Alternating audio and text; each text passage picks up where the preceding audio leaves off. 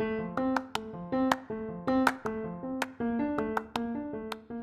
you have ever thought about starting your own podcast, you should check out Riverside. Riverside is an online recording studio that lets you record podcasts and video in studio quality from anywhere. And if you click on the affiliated link in the episode description and you buy a subscription, you will also be supporting the podcast.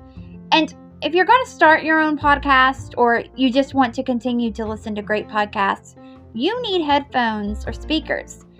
If you click on the Amazon affiliated link, you can get great deals on headphones and speakers. And if you make a purchase, it will also help support the podcast. Both links will be in the episode description if you are interested.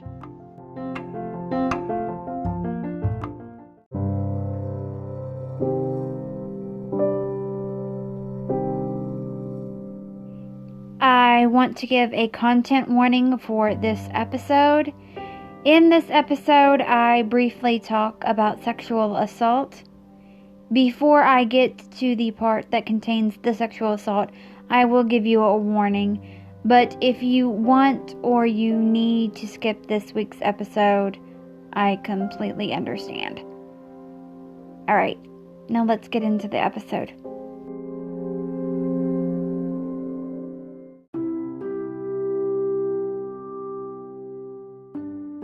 The last wife of King Henry VIII was different from his 5 previous wives in many ways. She was a devout Protestant that had been married twice before. But like all of his previous wives, she was so much more than just another wife of King Henry VIII. She was actually the first person in history to do a lot of things. She was strong, brave, and smart, and she is the subject of this week's episode. Hi, I'm Courtney Jewell, and you are listening to the 13th episode of the first season of History Shelf, a podcast about history that proves that sometimes fact is even more interesting than fiction. For the first season of this podcast, I am talking about something that I find to be very interesting, and that's Tudor history. Now, when I think of Tudor history, the first person that comes to my mind is King Henry VIII. But I'm not talking about him per se. Rather, I'm focusing in on his inner circle and the people he was an asshole to. And as I go along this season, you will find there was a lot of overlap between his inner circle and the people he was an asshole to. And for this week, I am talking about King Henry VIII's 6th and final wife, Katharine Parre.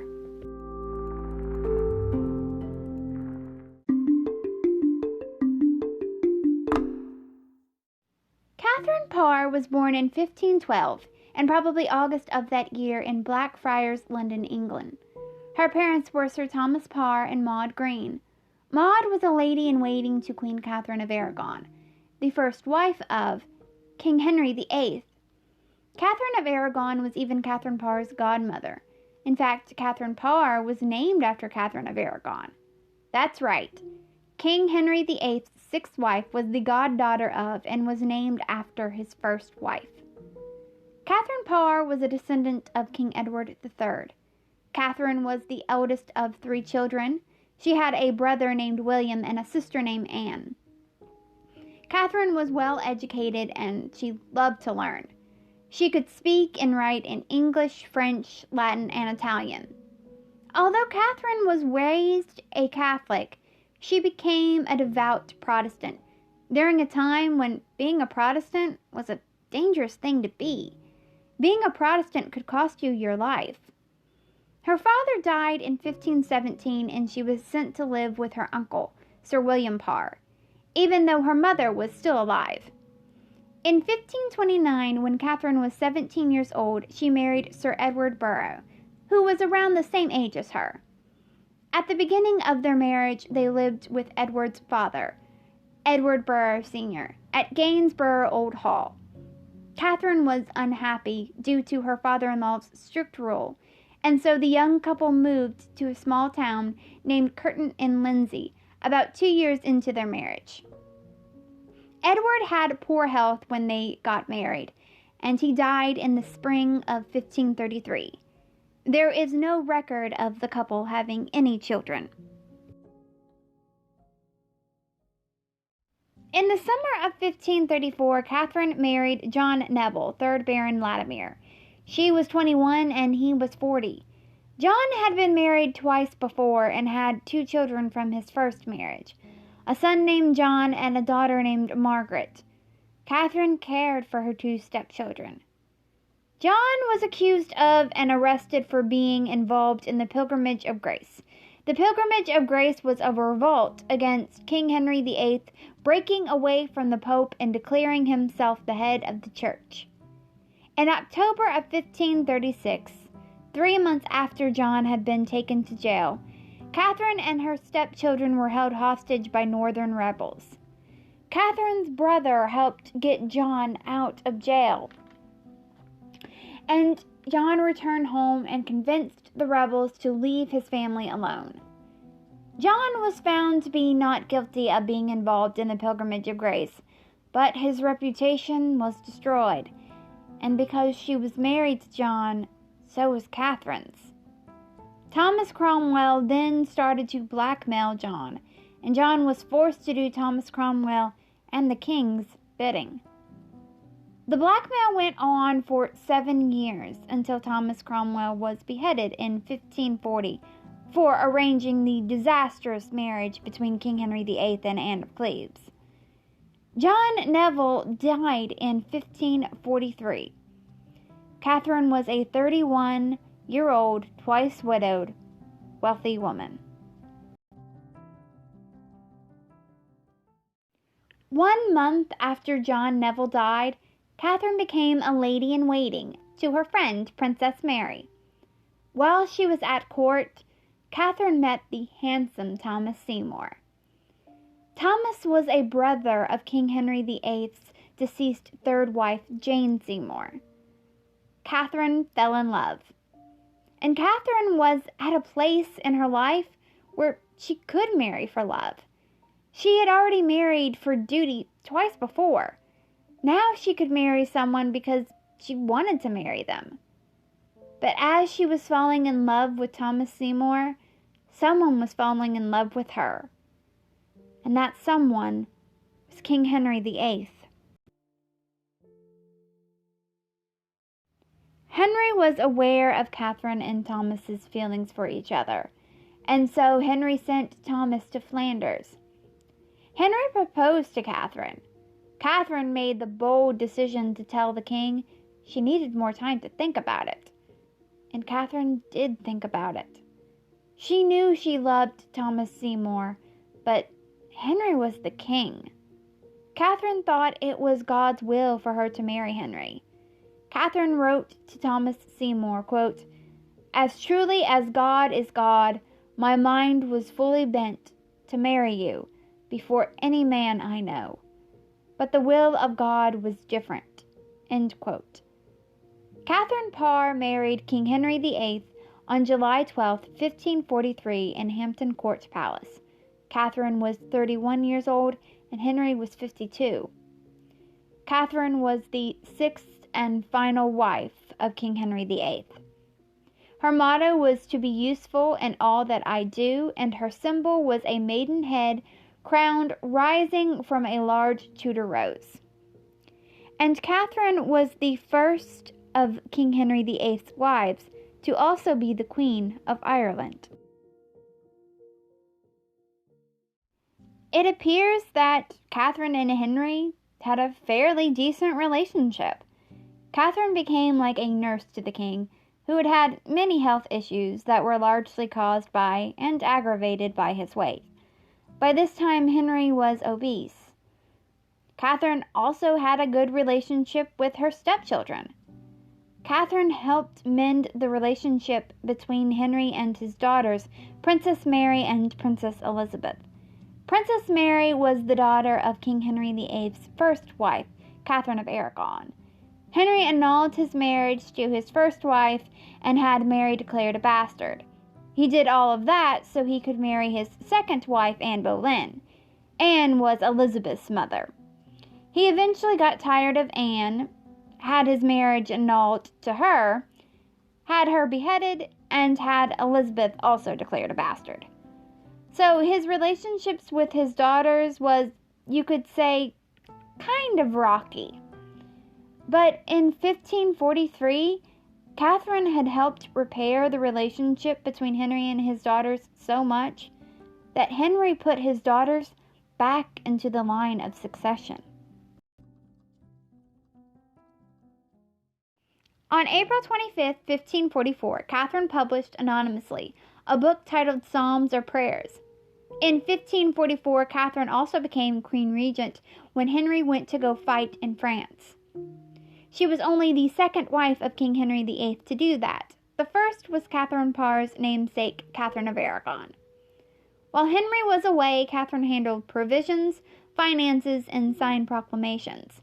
Her time as regent is said to have influenced her stepdaughter Elizabeth. When Catherine became queen, she also gave positions at court to her loved ones, including her two stepchildren from her second marriage. In June of 1545, Catherine published a book under her own name. She was the first queen and woman in England to publish under their own name. The book was titled Prayers or Meditations. Catherine was an outspoken woman. She believed that the Bible should be written in English instead of Latin so more people could read it, because she believed everyone should read it for themselves. That was illegal at the time. Being an outspoken woman in the 16th century had consequences. Catherine had Catholic enemies. Those enemies planted rumors that the king had a new love interest. The new love interest was supposedly Katharine Parre's friend Catherine Willoughby, and the rumors said that the king was looking for a way to get rid of Katharine Parre. Catherine wasn't afraid to debate anyone on religion, including King Henry VIII. No one debated religion with the king, and no one disagreed with the king. So when Katharine Parre did it, she was swimming in dangerous waters. A warrant was issued for Katharine Parre's arrest. Whether it be by accident and Catherine got lucky, or Catherine had a good friend at court that didn't want to see Catherine's head end up on the chopping block. But somehow a copy of Catherine's arrest warrant ended up by Catherine's door. She had to think fast. She knew what happened to the wives of King Henry VIII that were arrested.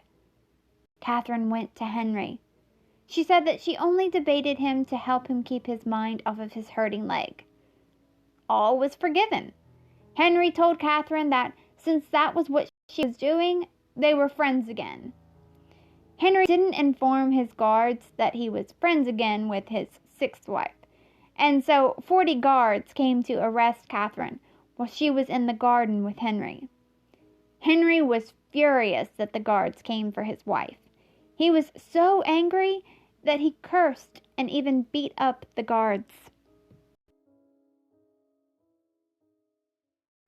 Katharine Parre became a widow for the third time on January 28, 1547, when King Henry VIII died. Henry made a provision that Catherine would get £7,000 a year, and that she would be treated as a queen and not a dowager queen. But she was not made regent to King Edward VI. Catherine retired from court after Edward's coronation. Catherine found herself in the same place she was when her second husband died, except now she had even more money. That meant, once again, that Catherine didn't have to marry, but that didn't mean that she didn't want to. Her heart still longed for the love that she gave up to marry the King of England. Catherine married Thomas Seymour just either 3 or 4 months after Henry's death. Catherine and Thomas were married in secret because they knew that it would be a scandal for Catherine to get married so soon after Henry's death. And they were right. They kept their marriage a secret for as long as they could, but eventually people did find out about their secret marriage, and people were upset.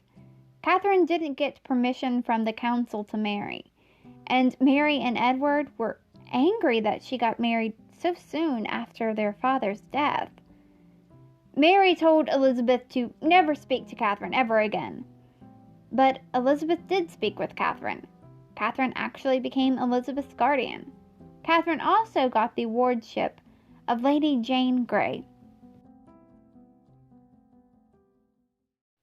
Catherine published The Lamentation of a Sinner on November 5th, 1547.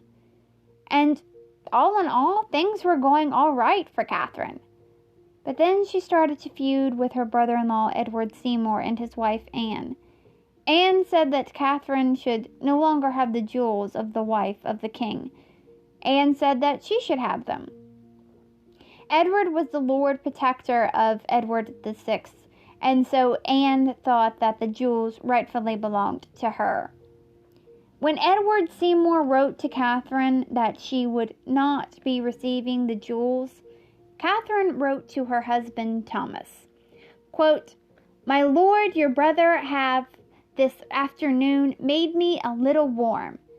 It was fortunate we were so much distant, for I suppose else I should have bitten him.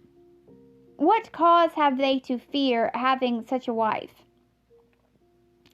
Is it requisite for them to pray continually for a short dispatch of that hell? Tomorrow or else upon Saturday I will see the king, when I intend to utter all my choler to my lord your brother, if you shall not give me advice to the contrary." End quote. For whatever reason, Catherine did not take this matter to King Edward VI. But something far worse than losing her jewels would soon happen to Katharine Parre.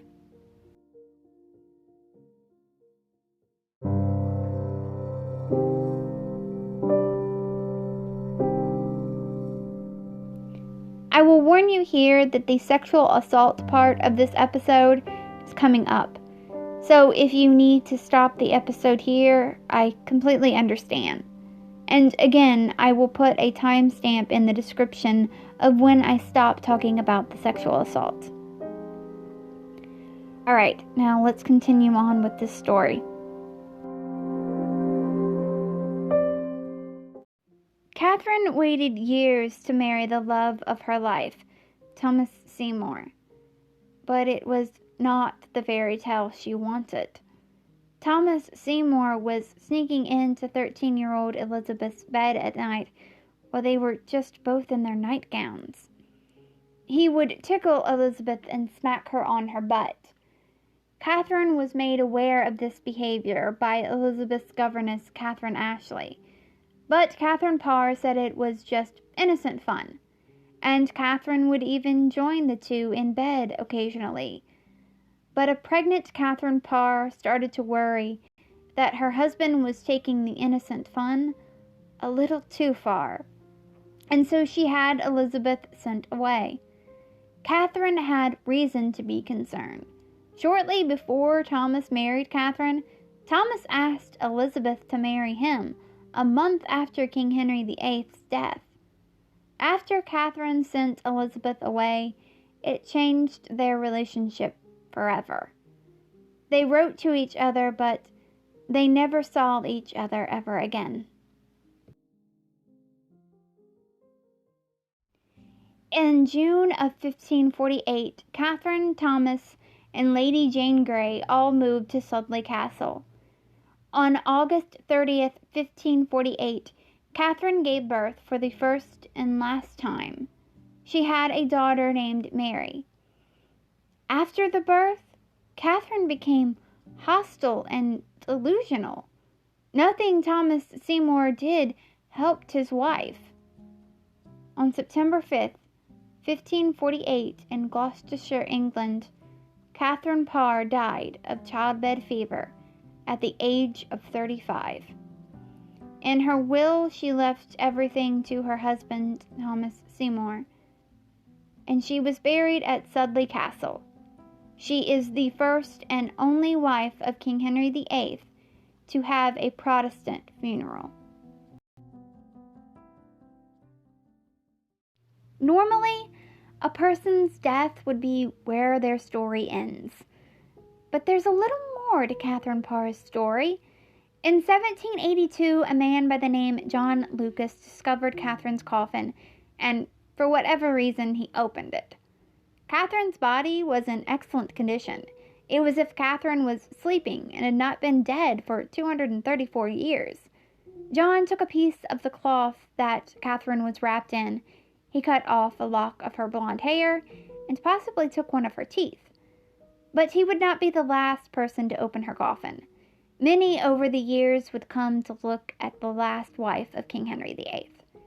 In 1784, her body was taken out of her coffin and it was laid on a pile of rubble. In 1786, her coffin was opened again by Treadway Nash, and he exhumed her body. He noted that her body was still in good condition, although her nails had turned brown. He also noted that Katharine was petite. The lead around her body was only 5 feet 4 inches. In 1792, 2 men showed up with the intent to steal Katharine's body. They were sent away by a relation of the person living at Sudley Castle. And it was decided that Katharine's grave needed to be more secure. So a deeper grave was dug. But before the volunteers dug her grave, they got extremely drunk.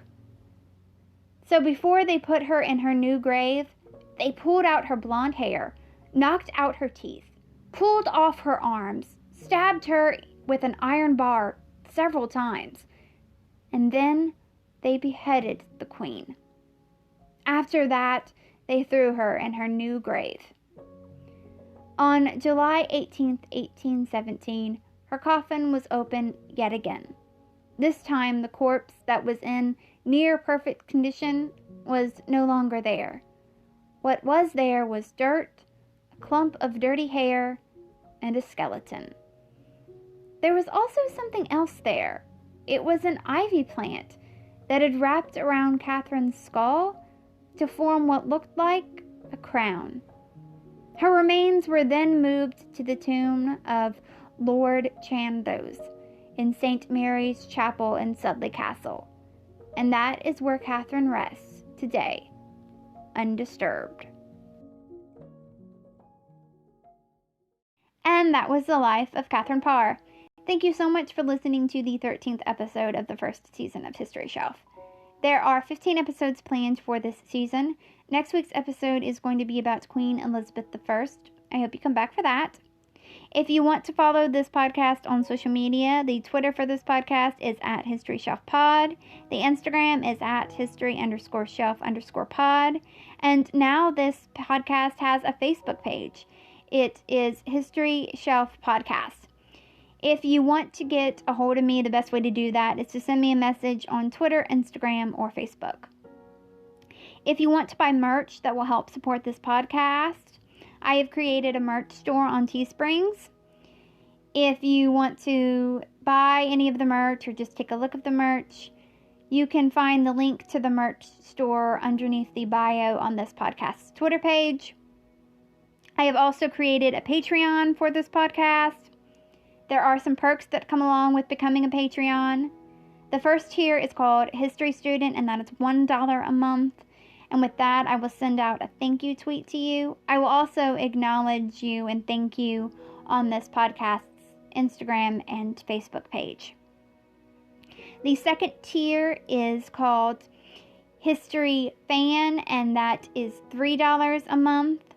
And with that, you get the first tier, and you also get to vote in a poll that will help me choose the theme for the next season of this podcast. The next tier is called History Buff, and that is $20 a month. And with that, you get the first 2 tiers, and you will also get a handwritten note mailed to you from me. And the last tier is called History Lover, and that is $40 a month. And with that, you get the first 3 tiers, and you also get to pick 1 item from the merch store. But, of course, there are ways that you can help out this podcast for free. The first is to continue listening to this podcast, and that's honestly the best way that you can support this podcast. Another is if you are listening to this podcast, that lets you rate this podcast 5 stars. If you do that, that would be a great help. Also, sharing this podcast with your friends and family on social media would be very helpful. All right, well, until next time, keep learning, keep loving history, and come back for next week's episode. Bye.